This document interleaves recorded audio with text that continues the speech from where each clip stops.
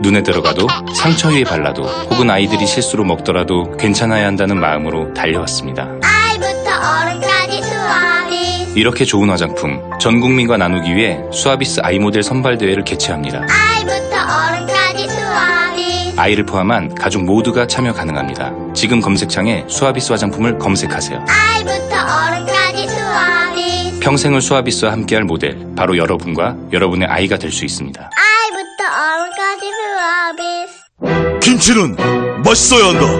아주 화끈하게 100% 국내산으로 16년 전통으로 햇섭 인증으로 화끈하게 맛있다. 화끈하게 통한다.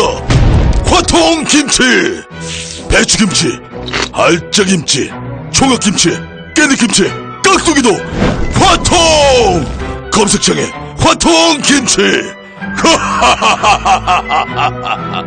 아우 맛있어. 아, 또 떨어졌어. 너 또 입사 시험 봤어? 아니, 차량용 핸드폰 거치대 말이야. 여러 개 사봤는데 실패의 연속이야. 떨어지고 시야 가리고 운전석에서도 뭐 알고 뭐 좋은 거 없을까? 싼 것만 찾으니까 그렇지. 제대로 된 거 하나 사서 편리하게 쓰는 게 더 낫지. 그런 게 있어? 그럼 있지. 1, 2, 3 할 때 2. 힘 세다 할 때 힘. 2, 힘. 투 힘? 2배로 힘이 세다는 건가? 네이버 검색창에 2 힘을 검색해보세요. 한글도 남보다 빨리 깨치고 참 똑똑했는데 갈수록 실력이 뒤처지는 것 같아 걱정이에요. 혹시 초등학교 교과서 본 적 있어요? 어려운 어휘가 너무 많아요. 학교에서는 어휘 개념을 하나하나 설명해줄 시간이 정말 부족하잖아요. 그럼 어떡하죠? 내 아이의 어휘만큼은 내가 책임져야죠. 어휘 공부의 정석. 초등어휘 3천, 초등어휘 5천. 검색창에 초등어휘 3천을 쳐보세요.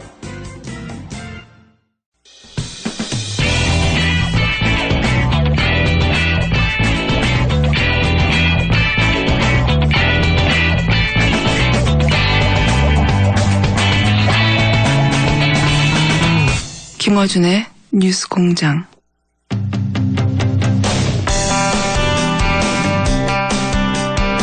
현재 지지율 1, 2위를 다투고 있는 더불어민주당 문재인 후보와 국민의당 안철수 후보 간의 공방이 점점 치열해지고 있습니다. 해서 오늘 이 시간에는 양당 관계자 두 분을 동시에 전화로 모시고 최근의 이슈들 짚어볼까 합니다.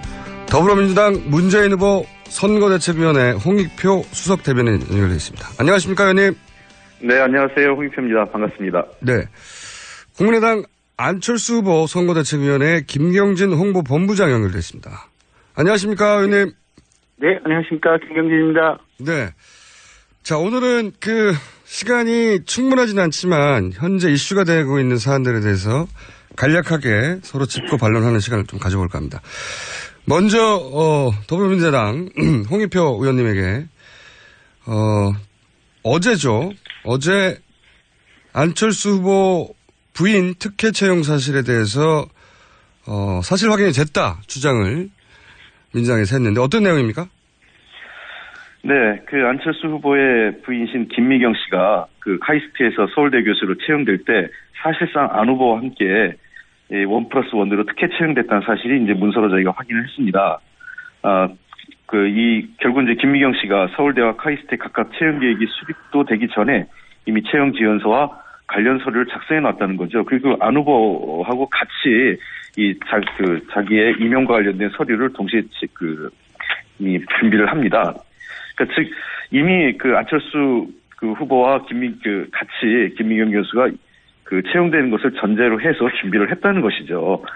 채용 지원서를 보면 동의를 이미 3월 30일 날 계획이 세트되기 전에 이걸 준비를 하고 있습니다. 내용을 좀 제가 설명을 좀 자세히 좀 드리겠는데요. 첫째, 안철수 후보가 지원한 서울대 융합과학기술대학원 전임교수 특별채용 계획이 2011년 3월 18일, 그다음 배우자인 김미경 씨가 지원한 서울대 의학과대학 전임교수 특별채용 계획은 2011년 4월 19일에 각각 수립되는데 김미경 씨가 서울대 채용 지원서 수립도 되기 전에 3월 30일에 이미 채용 지원서를 작성을 합니다. 그리고 이런 관련된 재직증명서와 관련 박사학위 증명서 이런 것들을 3월 22일과 23일 날 안철수 후보와 같이 이걸 서류를 준비를 하죠. 그리고 2011년 6월 2일에 서울대 정년 보장과 관련된 임용 심사위원회에서 회의할 때도 연구 실적이 미흡하고 전문성이 부족하기 때문에 이건 정년 보장을 해주는 것은 어렵다는 비판이 있음에도 불구하고 사실 이걸 그냥 그대로 허용을 해줍니다. 그래서 결국 우리는 이거는 상당 부분 안철수 후보의 영향력 하에 특혜 채용된 것이다 이렇게 좀 보고 있습니다. 자, 여기 대해서 국민의당 김경진 의원님 반론해 주자면요. 그러니까 채용 전에 서류를 준비하는 것은 당연한 것 같고요. 안철수 후보하고 지금 김미경 부인하고 두 분이 서울대 의대 같은 캠퍼스 커플 아니겠습니까?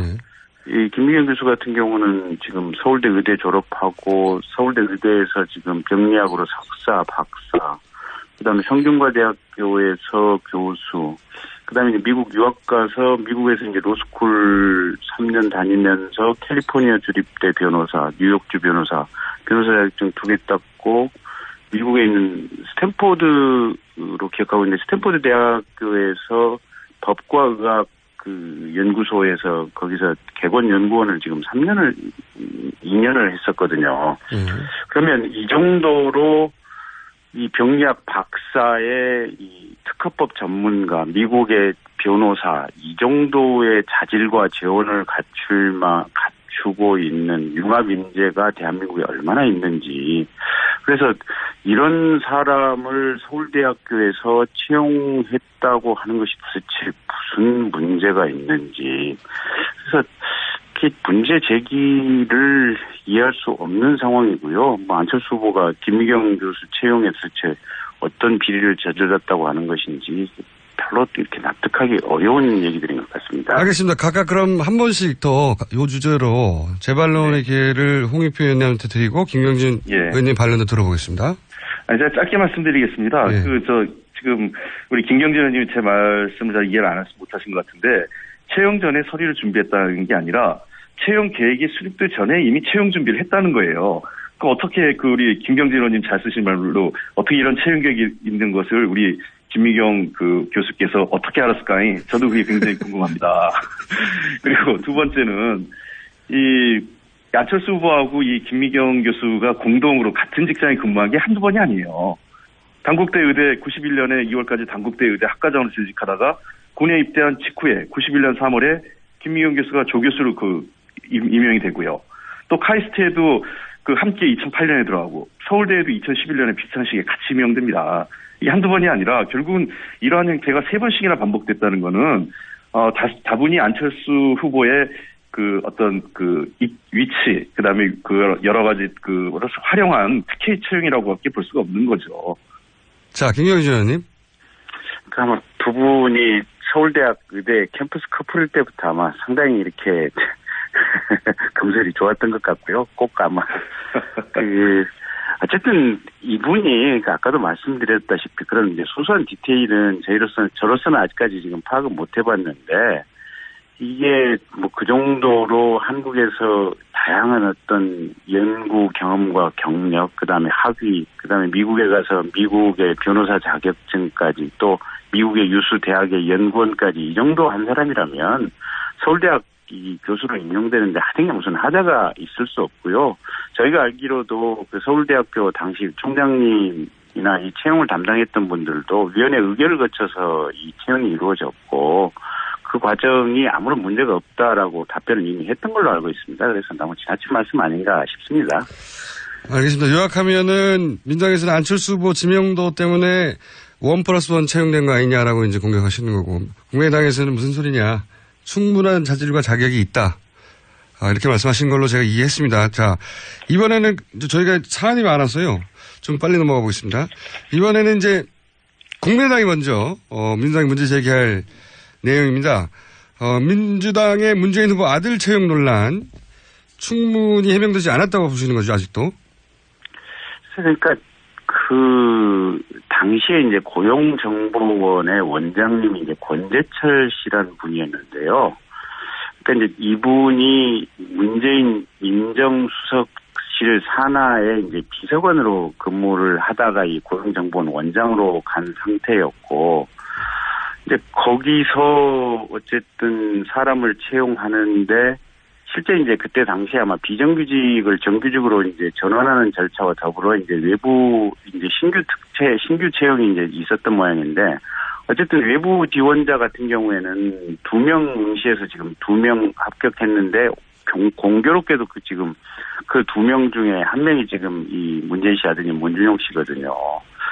그리고 채용 공고도 보통은 이제 한 워커넷 이 한 군데뿐만이 아니고 2군데나 아니면 5군데 그러니까 여러 군데다가 채용 공고를 내는 것이 통상적인데 왜 이 문준용 씨 채용될 때 당시는 워커넷 한 곳에만 채용 공고를 냈는지 그리고 채용 공고 기간도 내부 규정에 따르면 최소한 한 15일 이전에는 이렇게 보름 이전에 이렇게 채용 공고를 내서 한 보름 정도는 공고를 하도록 했어야 되는데 왜 이 경우에는 딱 채용 기간 들어오기 하루 전날 딱 해서 실제 4일 내지 5일 정도밖에 이렇게 짧은 기간밖에 안 되는 채용 공고를 냈는지 이런 부분들이 결국은 당시에 이제 그 문재인 민정수석하고 이 권재철 고용정보원장이라고 하는 특수 관계 때문에 이렇게 문준용 씨에 대한 채용 특혜가 있었던 것이 아닌가 이런 의혹을 우리가 합리적으로 이렇게 제기할 수 있는 거죠. 자, 반론해 주시죠, 홍익표 의원님.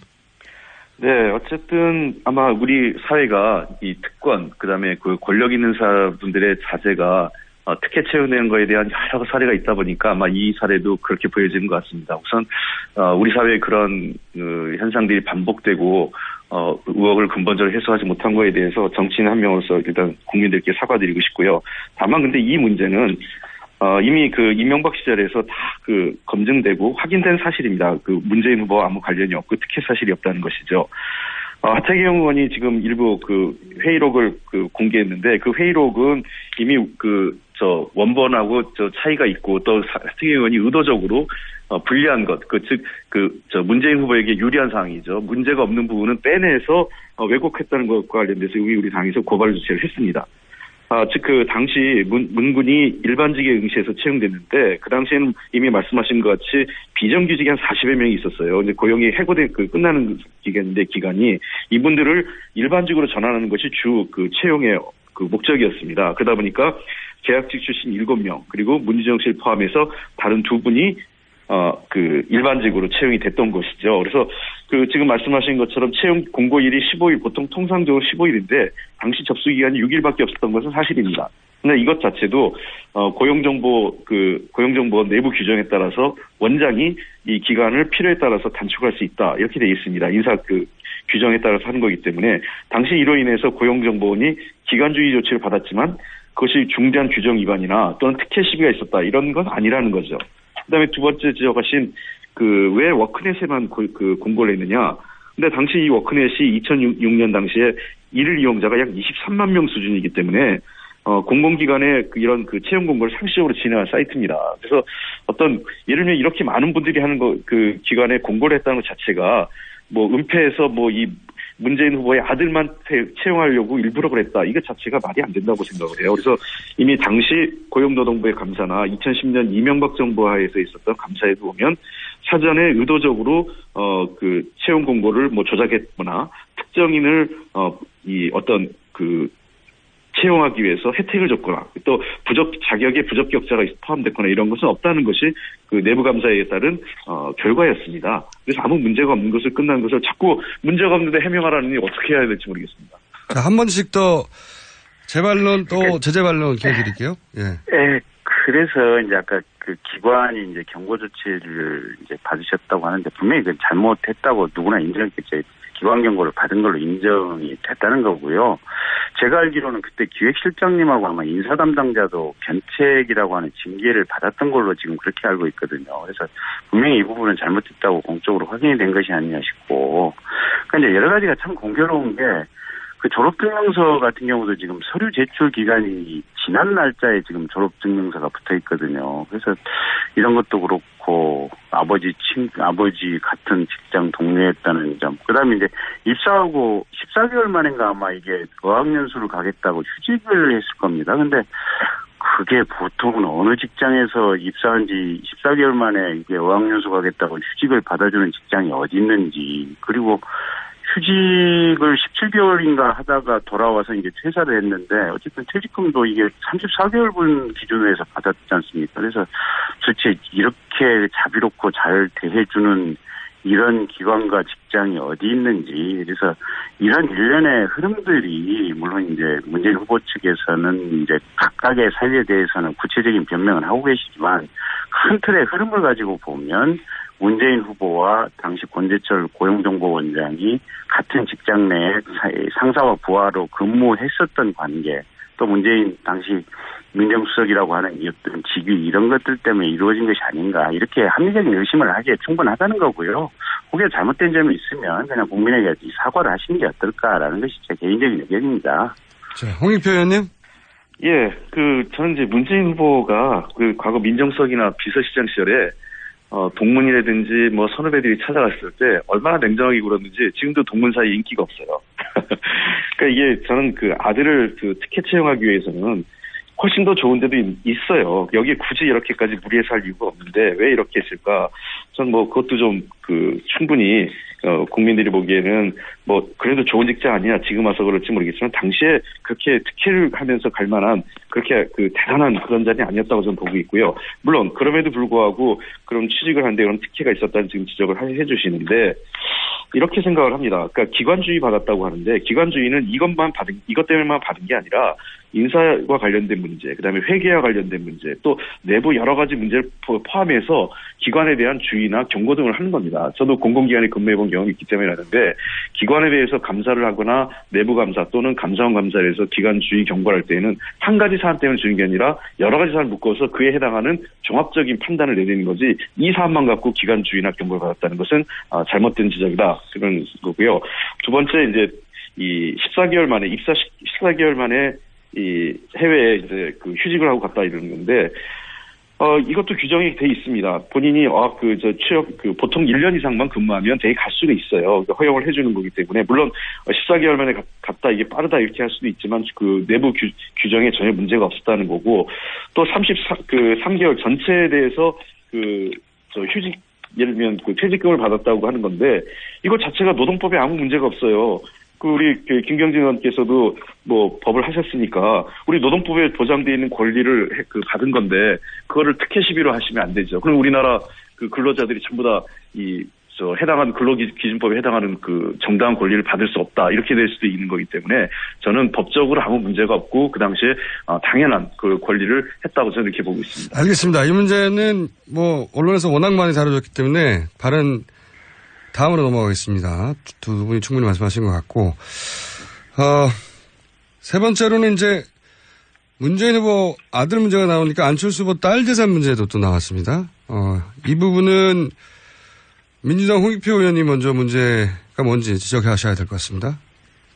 글쎄, 이 안철수 후보의 따님 문제는 어젠가 우리 안 후보께서 재산 공개를 하셨어요. 네. 그래서 만약에 이제 그게 사실이라면 저는 특별히 문제가 되지 않을 거라고 생각을 해서 더 길게 말씀드릴 건 없는데, 다만 이제 한 가지 지적하고 싶은 거는 이제 안 후보께서 약속하신 대로 후보 등록 때 따님에 관련된 내용을 서류로서 그냥 말씀하신 내용을 뒷받침하시면 이 문제는 해소가 될 것 같다, 이렇게 생각이 되고, 다만 우리가 지금 처음부터 문제 제기가 됐던 거는 안철수 후보 본인이 지금 법안 발의한 게 직계 전속 가족에 대해서 재산 고지를 의무화하자는 거 아니겠습니까? 네. 본인이 법안을 그렇게 내시고 스스로 자신의 따님에 대해서 재산 고지를 거부한 것 자체가 본인의 어떤 의정 활동과 실제 자신의 문제하고는 다르기 때문에 저희가 지적을 한 거죠. 그래서 이번 기회에 어쨌든 후보께서 재산을 공개하시고 또 후보 등록 때는 따님의 재산에 대해서 서류로서 입증하시겠다고 하셨으니 저는 잘하신 거라 생각합니다. 알겠습니다. 여기 대해서 혹시 김경진 의원님 반론하시거나 보론하실 게 있습니까? 이게 그렇게 말씀해 주시니까 저희는 감사할 따름이고요. 다만 이제 조금 이제 서운하다 할까 아니면 이제 굳이 첨언을 하자면, 첫째 이제 이렇게 민주당에서 말씀하실 때 이게 안철수 후보 따님 안설희 씨가 한국말도 못한다, 또는 한국 역사에 대해서도 전혀 모른다, 이제 이런 식의 불필요한 말씀들을 좀 하셨거든요. 네. 근데 이게 중학교 1학년까지 한국에서 공부를 하다가 어머니인 김미경 여사가 미국으로 이제 법학 공부를 하러 유학을 가니까 그때 따라가서 미국에서 같이 6년간 같이 있다가 어머니는 귀국을 하고 본인은 거기 현지에 남아서 이제 대학 진학을 계속했었던 것인데 한국말을 한다 못한다 이런 부분은 사실은 또 좀 이렇게 틀리고 한국말 굉장히 유창하거든요. 그래서 조금 불필요한 말씀을 하신 것이 아닌가라는 이제 지적을 좀 드리고 싶고 그와 덧붙여서 이제 그런 이제 말씀을 하시니까 이제 가짜 뉴스들이 계속해서 이제 거기에 이제 꼬다리 곁다리로 붙어서 이제 생산이 되는데 원정 출산을 했다는데 사실 서울대학교 병원에서 태어났거든요. 그다음에 미국 국적이나 뭐 미국 영주권을 가지고 있다 뭐 이런 식의 이제 허위 뉴스들이 생산이 되는 겁니다. 근데 오로지 미국 뭐 시민권이나 영주권 신청한 적도 없고 한국 국적만을 가지고 있을 사람들이거든요. 그래서 그런 것들이 조금 이제 자세랄까 태도 이런 것들이 차라리 그냥 재산 공개해라. 그리고 그게 이제 어떤 대통령 후보로서 자세와 품격에 맞지 않겠느냐 이렇게 얘기를 했으면 그냥 편하게 또 이렇게 선거 후보 등록하면서 이루어졌을 문제를 굉장히 좀 복잡하고 곁다리를 많이 만들어내서 마치 의혹이 크게 있는 것처럼 여러 가지 그냥 말을 만들어내는 어떤 그런 과정들이 조금 저희가 좀 상호 자제를 했으면 하는 그런 희망사항입니다. 알겠습니다. 지금 저희가 다루려고 했던 게 많은데 이야기가 길어져서 지금부터 좀 짧게 말씀해 주시면 좋겠습니다. 감사하겠습니다. 그리고 이제 노무현 전 대통령 장인 음주 사고 은폐 의혹. 이 부분은 마찬가지로 한 번씩만 주고받겠습니다. 네. 김경준 의원님 문제 제기해 주시죠. 그러니까 이제 2003년도 4월 달에 이제 노무현 대통령의 사돈분이시던 배 모 씨가 이제 경남 김해에서 교통사고를 냈는데 이때 당시에 이제 음주 상태냐 아니냐 이제 이런 부분이 이제 한 2년 있다가 이제 논란이 됐었습니다. 근데 당시에 이제 민정수석실에서는 음주운전 아니다라고 얘기를 했었는데 나중에 뚜껑을 까놓고 보니까 민정수석실에서 작성된 보고서를 보니까 음주 만취된 상태에서 사고를 냈다라는 보고서가 지금 분명히 있는 거고요.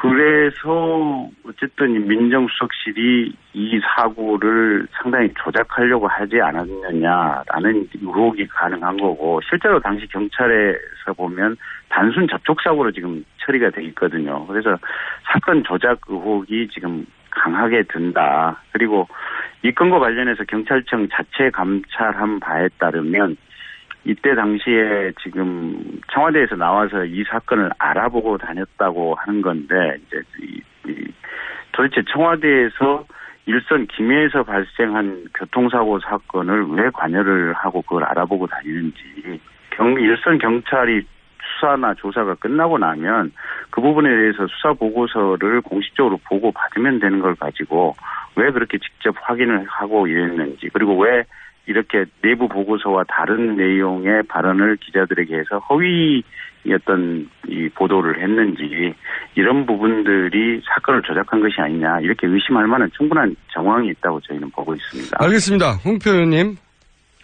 네, 이게 2003년도에 고 노무현 대통령 사돈의 음주교통사고인데요. 예. 아마 청와대가 왜 이런 사건에 나섰느냐.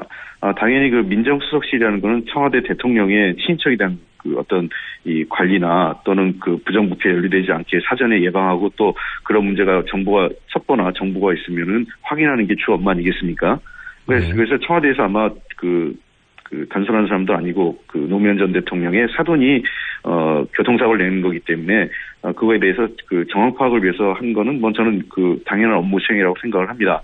다만 이 사건이 초기에 보고될 당시에 2003년도 당시에는 쌍방합의고 피해자 측이 어떤 문제제기 없이 그냥 합의된 사건이라고 정리가 됐고 그렇게 당시 민정수석인 문재인 후보께서는 그렇게 보고를 받으신 거죠. 그러다 보니까 이 문제에 대해서 특별히 더 이렇게 얘기할 게 없었던 거죠. 당시 민정비서관이었던 분이 그렇게 보고를 했기 때문에 실제로 이런 사건 하나하나를 청와대 업무 아시겠지만 민정수석의 업무가 어마어마하게 많습니다. 그거를 개별 한 사건을 직접 가서 다 들여다보고 조사할 수 없기 때문에 그런 보고서가 올라왔고 원만하게 처리됐다면 그럼 그것대로 처리하세요라고 할 수밖에 없는 거죠. 그러나 이후에 2006년도에 피해자 측에서 이 사건에 대해서 제대로 이루어지지 않았다는 보고가 오게 되니까 문재인 비서실장께서 당시 비서실장은 이거에 대해서는 엄중하게 처리하고 해서 사건이 원칙대로 처리된 사건입니다. 즉 초기 2003년에 제대로 된 보고가 이루어지지 않아서 문재인 당시 민정수석은 처리가 된 줄 알았다가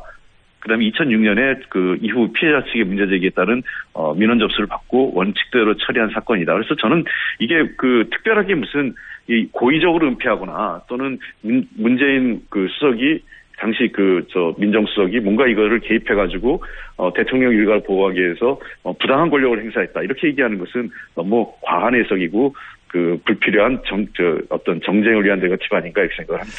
알겠습니다. 저희가 사실 많이 준비했는데 이야기가 길어져서 양쪽에서 오가는 현안들이 뭔지 한번 제대로 짚어보려고 오늘 이 시간 준비했는데 오늘은 요거 한 가지 더 하면 시간이 다 될 것 같습니다. 좀 간략하게 문제 제기해 주시고 반론해 주시기 바랍니다. 안철수 후보 단설 유치원 신설 자제 공약 이게 이제 저희가 드릴 마지막 질문인데 이게 논란이 크게 됐습니다. 홍익표 의원님. 예, 이게 어떤 현장에서 약간 좀 녹음이 이 오보로 인해서 이렇게 했다. 단설이 아니라 병설이 아니라 단설 유치원, 대형 단설 유치원 신설을 자제하겠다 이렇게 얘기하셨는데 아시다시피 지금 단설 유치원 비중이 3%대에 불과합니다. 전체 유치원 중에서 국공립의 단설이 비중이. 그래서 저희는 기본적으로 우리나라에서의 보육과 육아, 출산 이런 여성의 사회적 진출 문제가 매우 심각하기 때문에 이것을 근본적으로 해결하기 위해서는 보육과 육아, 출산에 대한 사회적 책임과 공적 어떤 역할을 높여야 된다는 게 기본입니다. 단설이든 병설이든 그게 중요한 문제가 아니라 이 문제를 결국은 사립유치원 원장들 앞에 가가지고 그분들의 이해관계를 대변하고 진짜 우리 학부모들이 아이들을 유치원에 보내기 위해서 하늘의 별따기처럼 국공립시설에 보내려고 노력하는 것을 외면했다는 것이 문제 포인트입니다. 알겠습니다. 김영진 의원님.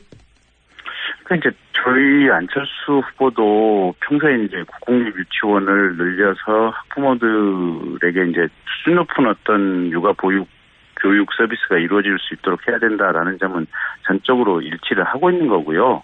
그래서 이제 병설 유치원 같은 경우는 이렇게 6천 개 이상 많은 숫자를 늘리고 국가 지원을 많이 하겠다라는 것이 입장인데 다만 이제 이제 사실은 이 병설 유치원보다는 단설 유치원이 이제 젊은 학부모들에게 조금 더 인기가 약간 더 있습니다. 더 있는데 문제는 이제 단설 유치원은 별도의 부지를 구입해야 되고 또 별도의 건물을 지어야 되는데 지금 초등학교 건물 같은 경우 보면 이렇게 텅텅 비어 있는 데가 상당히 많습니다. 이게 취약 아동 숫자 부족으로.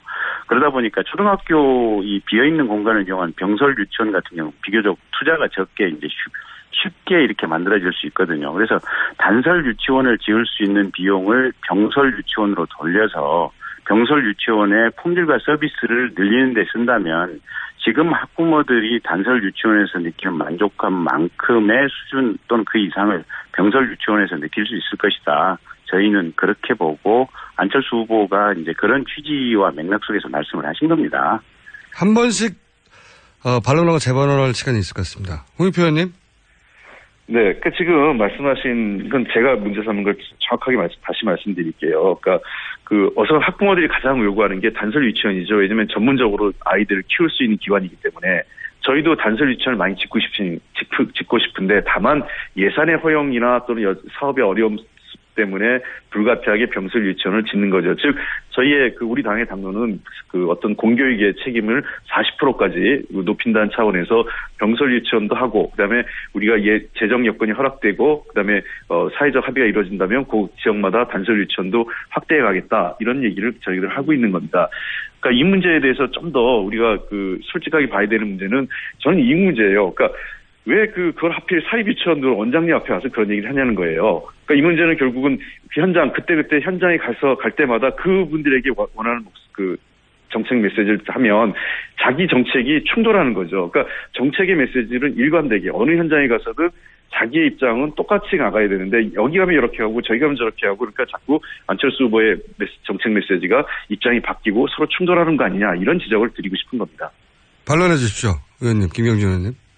그래서 이제 그 점을 한번 문재인 후보 측이 혹이니까요. 교육 정책에 대해서 정말로 1대1로 아무것도 안 들고 그냥 맞짱 스탠딩 토론을 한번 해봤으면 이 보육 정책까지 포함해서 하는 제안을 이 홍익표 이 대변인과 또 문재인 후보께 드리고 싶고요. 어쨌든 큰 틀에서 보면 저희 안철수 후보가 이 병설 유치원을 확대하겠다, 이 국공립 이 보육시설 확대하겠다 이런 부분에 대해서는 일관되게 얘기를 해온 겁니다. 그래서 이 맥락 자체는 일관된 것이기 때문에 무슨 그렇게 뭐 비난받을 만한 소지는 없다고 봅니다. 거기까지입니까? 예. 네. 알겠습니다. 저희가 양 캠프 공방이 워낙 치열하고 워낙 많은 기사가 쏟아져가지고 도대체 이유가 뭔지 알기도 쉽지 않습니다.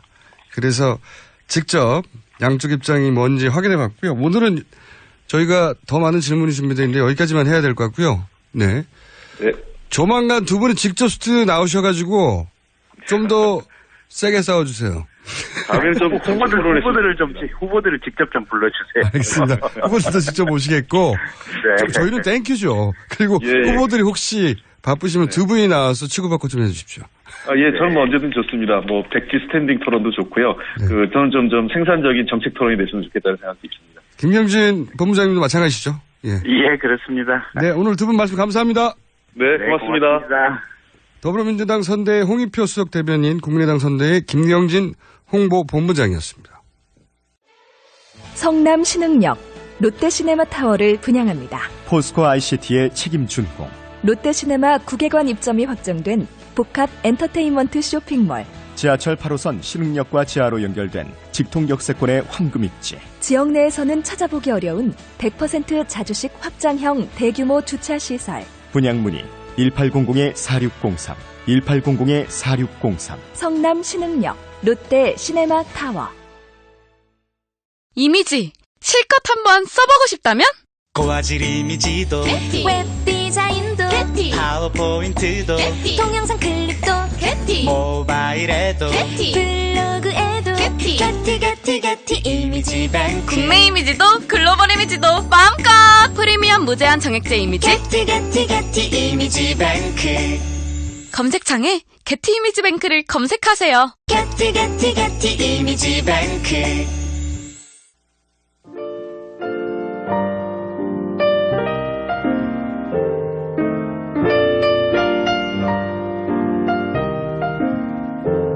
자, 오늘의 불친절한 AS는 내부자 둘 후기가 넘쳤다는 겁니다. 내부자 둘. 이대로라면 3차 징계가 예정된 거 아니냐부터 시작해서 뉴스공장 제작진 여러분, 안민석 의원 때문에 힘드십니까? 착한 동네 형이라고 생각하고 말할 때 마이크를 그냥 꺼버리세요. 네. 뭐 양쪽 의원도 있고 질타도 있고 제작진의 입장은 이러합니다. 제작진의 입장을 제가 대신 전해드리면 애초에 컨셉이 여야 입씨름 리얼리티 쇼다. 예. 저희는 팔을 까는 것이고요. 사실은 3선, 4선 되는 국회의원들을 덜어 무슨 말을 해라, 하지 말라 할 수가 없어요. 예. 그렇게 말을 하려고 사람들이 뽑아준 자리거든요. 네. 저희는 이러한 컨셉 하에 판을 깔아놓은 것 뿐이니까 저희 PD 너무 괴롭히지 말아주시고요. PD 굉장히 괴롭습니다, 요새. 자, 28개월 된 아들이 계속 어흥 하길래 왜 그런가 싶어서 봤더니 TBS 애플리케이션 메인 화면에 있던 공장장 사진을 보고 어흥 하고 돌아다녀요. 예. 강아지인 줄 알았을까요? 예. 짐승 외모긴 합니다, 제가. 여기까지 하겠습니다.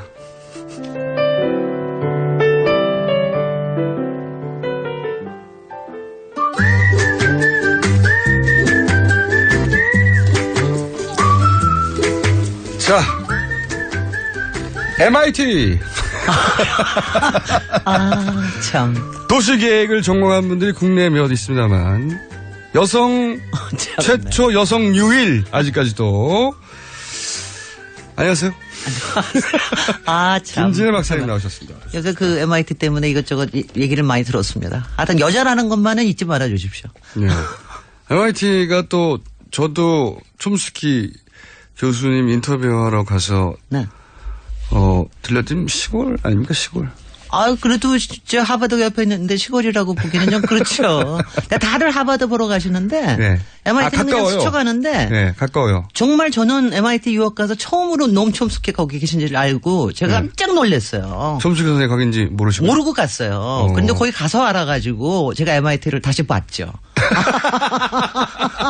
아니 다시 봤죠. MIT 그 재직하는 교수 중에 전 세계로 가장 유명한 사람이 노암 촘스키 노암 아니었습니까? 촘스키. 그다음에 두 번째가 폴 크루그만이 네. 또 거기에서 경제학자. 교수를 했었고요. 또 한 네. 사람이 있는데 하여튼 MIT가 공대만이 아니라는 걸 기억해 주십시오.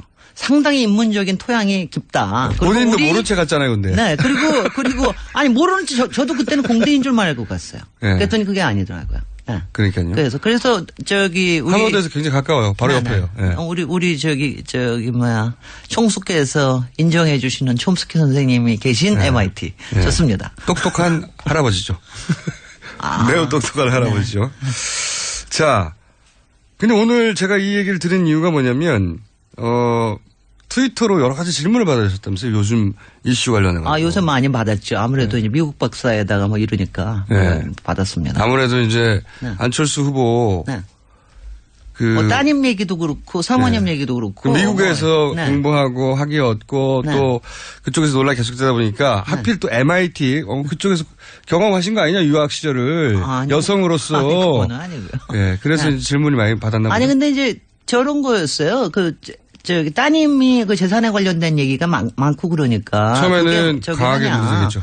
저는 왜냐하면 저는 그냥 확실하게 밝히면 된다. 왜냐하면 미국에서는 그거 만약 있으면 독립으로 할 수 있으면 그 IRS 자료 같은 게 있거든요. 네. 그러니까 그 자료 확실하게 내놓고. 네, 그다음에 자료. 그래서 이제 뭐 얘기는 나왔는데 그러고 나서 뭐 생활비와 학비. 왜냐하면 이제 미국에서 그 풀 스칼라십을 받으면은요. 학비에다가 플러스 생활비를 받습니다. 근데 그런 건지 아닌지를 알려다오. 그러면 확실하게 넘어갈 거 아니에요. 왜냐하면 저는 솔직히는 뭐 조기 유학에 대해서 굉장히 반대하는 사람이지만 지금 현재 유학하고 있는 사람의 뭐 정치적인 후보라는 것 때문에 그런 것보다는 저는 밝히라고 그랬는데 제가 그걸 밝히라고 그런 게 막 비판하는 것처럼 막 그 얘기가 좀 퍼져서 그렇습니다. 밝히면 간단할 일을 왜 그렇게 만드냐. 일을 왜 키울 필요가 없다. 그다음에 몇 년 전부터 왜 그거 재산 공개 안 하냐. 보통은 유학 가고. 아마 딸을 이 정치 공방소에 끼워 놓고 싶지 않았겠죠. 부모 입장에서. 글쎄요. 그럴 수가 없죠. 근데 그거 좀 하고 나니까 또 이제 사모님권 얘기가 나오는데 이건 뭐냐면 저도 이제 MIT 박사에다가 저는 이제 교수도 못 됐잖아요. 기껏 해봤자 저는 겸임 교수만 했는데 제가 또 카이스트에 겸임 교수를 했었거든요. 그러니까요. 뭐 근데 경력이나 이런 게 약간 겹치다 보니까 의원님의 경험상 이런 일을 어떻게 보시나요? 궁금해서 사람들이 많이 물어봤겠죠. 사모님 거는 하여튼 기분이 좀 꿀꿀합니다. 솔직히. 개인적으로. 따님 문제는 조교 수입 3,3불에 대해서 의문을 표하는 것도 있지만 풀 스칼러십 받고 하면 가능한 얘기. 이건 문제 없다라고 보시는 거고. 밝혀만 치면. 근데 사모님 거는 글쎄요. 저는 뭐냐면 이거예요. 제가 바로 거기 가시기 전에 제가 겸임 교수를 했더라고요. 2년 동안. 근데 저도 겸임 교수는 사실 별거 없는 아주 단순한 거거든요. 겸임은 명예직에 가깝나요?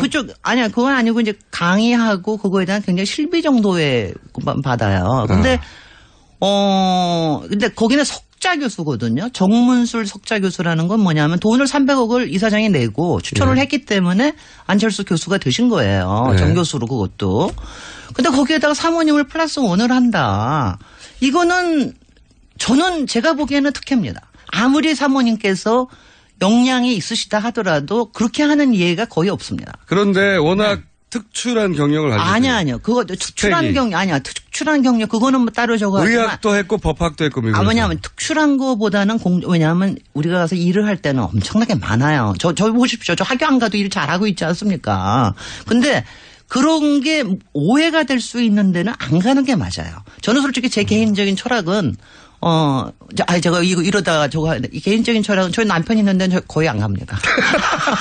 그쪽하고는 안 놉니다. 근데 이럴 수 있지 않습니까? 이제 오늘 방금 앞에 이 얘기를 다뤄서 저도 생생해서 말씀을 드려보자면 박사님의 이 삶의 철학은 부부관계와 일을 섞지 말자. 여서 가능하면 안 간다고 하시는 건데 거꾸로 실력이 되기 때문에 받아주는 것이라면 가능하면 같이 일하자. 이런 부부의 철학이 있을 수 있죠. 근데 그거를 갖다가 그런 부부의 철학을 두 번씩이나 남들이 보기에 분명히 특혜라고 볼 수 있는 걸 저는요. 동원에 이게 카이스트하고 서울대예요. 국립대학들입니다. 근데 이런 데서 두 번씩이나 이게 가능했다라고 하는 거는 본인의 개인 경험상 의구심이 있다. 이렇게. 이거는 저는 성현치가 않아서 그래서 기분이 좀 안 좋다는 거예요. 저는 뭐 하여튼 그렇습니다. 그거는 트위터 하도 질문이 많이 와서 이제. 네. 그래서 제가 그거는 방송을 통해서 말씀하시는 그래서 거고. 그렇게 카이스트에도 얘기하는 있었기 거고요. 때문에. 네네. 근데 여전히 제가 보기에는 충분한 경력이기 때문에 하고 납득될 분들도 지금 국민의당이 없기 때문에 예. 국민의당하고 상관없이 궁금해서 이제 박사님한테 여쭤본 건데. 네. 어쨌든 반론해 줄 사람이 없어서 제가 대신 반론하고 있습니다. 충분히 스펙이 되고 예. 그리고 부부 철학이 그러하다라고 이제 국민의당의 입장이 인 것 같고요. 자, 오늘은 다시 본론으로 들어와서 지난주에 뉴타운은 사기다 여기까지 했잖아요. 아니, 그러니까 우리가 지난번에는 이제 개발 공약이 왜 대선 후보 공약이 될까? 그 전에 이제 뉴타운에 대해서 사기다 이렇게 얘기를 했는데, 그러니까 뉴타운의 대안에 대해서 우리가 얘기하려고 그러다가 제대로 못 했었거든요. 그래서 이제 그러면 뉴타운의 대안은 뭐냐? 그 뉴타운 말고 할 수 있는 게 있냐? 이런 질문들을 저도 또 굉장히 많이 받아요. 네. 그럼 어쩌려고 그러는 거냐? 네, 어쩌려고 그러는 거냐? 오래된 주택들 뭐 어떡하라는 거냐? 제가 이제 질문 받은 게 크게 두 가지예요. 네. 왜냐하면 사람들 마음속에 아니 그래도 뉴타운으로 해가지고 아파트 개발하고 이렇게 하는 게 좋은 거 아니야? 그 좋다는 건 뭐냐면은 그래도 그렇게 하면은 아파트 수가 많아져가지고 사람들이 들어가 살 기회도 많아지고 동네도 낙후된 게 좀 좋아지고 이러는 거 아니야. 요 두 가지예요. 네. 그다음에 그거 한 가지하고 또 하나는 뭐냐면은 다른 거로 어떻게 할 수 있는 방법이 없잖아. 그러니까 뭐 어떻게 하라고. 어떻게 하란 말이야. 네, 요거 두 가지거든요. 동네 낙후됐는데 뭐 하긴 해야 되잖아. 그 낙후됐다는 말도 참 싫어요. 낙후된 말이요. 제가 개발 공약이라는 말도 안 좋은데 낙후됐다는 말을 우리 쓰지 말고 동네가 좀 쇠퇴했다고 그럽시다. 그의 삶이. 그 어떻게 하란 말이야. 어느 게 더 기분 나빠할까요? 아니. 낙후됐다라는 건 뭐냐면은 자꾸 눈에 보이는 것만 고치자는 그런 식이거든요. 그리고 어떤 기준에서 뒤로 가고 있다는 그 기준에 뭐 미치지 못한다라는 거로 해가지고 기분이 참 나쁜데 쇠퇴라는 거는 좋은 시절이 있었으나 조금씩 나빠지고 있다라고 하는 이런 거니까는요. 외국에서는 다 그렇게 씁니다. 그런 식으로 씁니다. 한때 사실은 사람들이 그렇게 많이 모여 있다는 건 그 지역이 한때 잘 나갔다는 얘기죠. 그럼요. 예. 그리고 정말 보금자리고 이랬는데 이게 여러 가지 상황이 바뀌면서 그리고 저 아파트 단지들이 막 침범을 하면서 이게 상대적으로 낙후된 거로 보이는 거죠. 쇠퇴해져 가고 있는데 이 문제는 어떻게 할 것인가. 글쎄요. 근데 그거에 대한 질문이요. 그래서 제가 이렇게 얘기를 했어요. 이제 일단은 제일 중요한 거는 뭐냐면은 아파트 단지로 개발을 하면은 원주민들이 10%에서 15%밖에 못 삽니다. 다 쫓겨나가요. 왜냐하면 그걸 견디지 못하니까. 그러니까 원주민을 살 수 있고 장사할 수 있게 해주는 게 제일 중요하다. 그다음에 두 번째. 이거 말고 다른 방법이 있냐. 자꾸 개발 단위를 낮춰야 되는 거 하나. 단지가 아니라 좀 작게 하면은 중소개발업체라든지 이런 데 들어갈 수 있게 하는 거 하나. 근데 거기서 굉장히 중요한 게 인프라가 필요하잖아요. 뭐 학교도 필요하고 도로도 넓혀야 되고 이런 거 필요할 때는 공공에서 그런 지원을 해줘야 된다.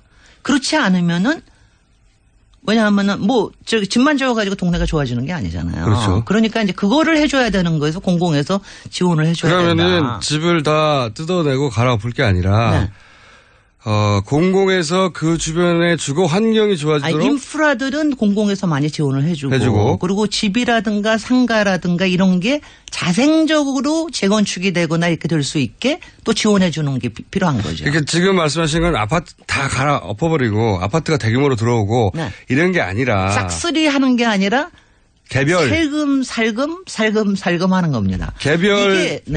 개별 거주민들이 자신이 원하는 스타일로 집을 개조하거나 자신이 원하는 스타일로 주거 환경을 변경할 수 있도록 도와줘야 된다. 이게 이제 그래서 이게 도시 재생이에요. 이게 이제 이건 세계적으로도 알려져 있는 다 개념입니다. 근데 그리고 그럼 우리 그 뉴타운과의 차이점은 쌍문개가 아파트 들어오는 것과 지금 말씀하신 건 개별 집들이 자기가 원하는 방식으로 다시 진화하는 식으로 진화할 수 있도록 그리고 도와줘야 거기에 된다. 자율적으로 정착할 수 있도록 도와주는 거다. 이게 좀 다른 거예요.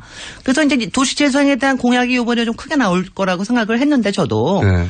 일단은 문재인 후보 측에서 공약을 했더라고요. 근데 네. 이제 조금 크게는 하셨어요. 뭐 도시재생 뉴딜까지 썼는데 네. 저는 뭐 그 말은 잘 모르겠고요. 네. 근데 그거는 괜찮은 방향이고 저는 안철수 후보 쪽에서도 이런 방향으로 공약이 나올 거라고 생각을 해요. 네. 다만 이거 아직은 아니 저는 지난번에도 봐도 안 나올 수가 없을 겁니다. 네. 왜냐하면 도시재생에 대한 거는 근데 그 대신 중요한 건 뭐냐면은 여기에다가 힘을 어느 만큼 얹어줄 건지 아닌지의 문제입니다. 사실은. 그러니까 이거를 그냥 뭐 한번 하고 공약으로 해보고 던지고 그러는 게 아니라 왜냐하면 제가 이거 굉장히 중요한 게요. 이게 뭐냐면은 그냥 개발 공약이 아니라 정말 사람과 주거와 그다음에 거기에 있는 일자리와 산업과 그다음에는 여기에 이제 정착할 수 있는 거, 환경 이런 게 한꺼번에 뭉뚱거릴 수 있는 이런 방향이거든요. 그런 공약이 나오냐 안 나오냐를 네. 각 후보들의 이 뉴타운 네. 대체 정책을 보고 네. 평가를 하려고 하는데 아직은 다 나오지가 않았다. 아직 다 나오지 아직은 주택 공약도 그렇고 다 나오지가 않았는데요. 네. 이런 공약으로 서로들 좀 뜨겁게 붙어주셨으면 좋겠습니다. 알겠습니다. 다음 주 리얼한 겁니다. 후보 등록이 내일 모레니까요. 다음 주도 나오겠죠. 틀림없이. 그럴 것 같습니다. 다음 주에는 그러면 네. 이 시간은 각 후보의 도시 재생 공약을 한번 들어보겠습니다. 네. 분석을. 네. 네. 오늘 여기까지 하겠습니다. 지금까지 도시건축가 MIT 출신 국내 최초 유일의 여성 박사님. 최초 아니고요. 여성으로서 현재까지도 유일한 김진애 박사님. 저는 김어준이었습니다. 내일 4시 뵙겠습니다. 안녕.